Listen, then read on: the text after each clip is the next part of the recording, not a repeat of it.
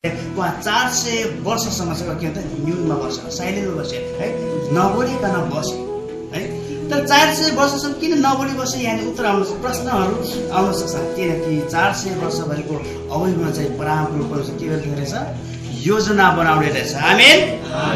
योजना बनाउने रहेछ उहाँ चाहिँ है। 400 वर्ष योजना बनाउने 400 वर्ष उहाँ बस्नु भएको छ। त्यसपछि 400 वर्षपछि चाहिँ परमप्रभु परमेश्वर के गर्नुभयो त?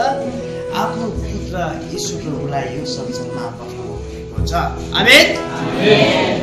किन येशू प्रभुले यो संसारमा पठाउनु भयो त? 400 वर्षको अवधिमा परमेश्वरले चाहिँ यो योजना बनाउनु भयो कि जसरी चराको भाषा बुझ्नलाई चराई आवश्यक पर्छ भने जनावरको भाषा बुझ्नलाई जनावर नै आवश्यक पर्छ भने मानिसको भाषा बुझ्नलाई कसको आवश्यक रहेछ?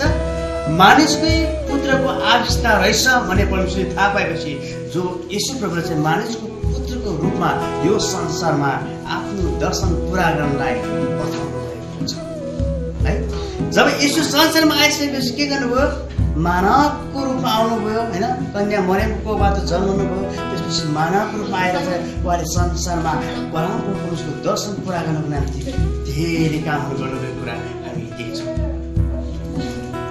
जब येशू प्रभुले ती कामहरू गर्नुभयो हैन, तर प्रेरितको पुस्तक अनुसार 1:8 अनुसार चाहिँ संसारको अन्तिमसम्म पुग्नुपर्छ, तर संसारको अन्तिमसम्म पुग्न सम्भव भएन। त्यसै येशू प्रभुले के गर्नुभयो त? चेला छनौट गर्नुभयो। 12 जना चेला छनौट गरेपछि त्यहाँबाट चाहिँ चेलाहरू बद्दैको काम कुरा हामी देख्छौँ। त्यसपछि त्यो चेलाहरूले के गर्नु? येशू प्रभुले चाहिँ जिम्मा दिनुभयो। एक्लै सम्भव छैन ती काम गर्नलाई।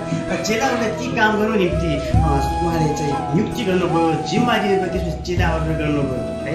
हामी नयाँ कारणमा जाँदै आयो भने चाहिँ जसरी पावलले ती कामहरू गरेको कुरा हामी देख्छौँ। हामी अर्को पदमा जाँदा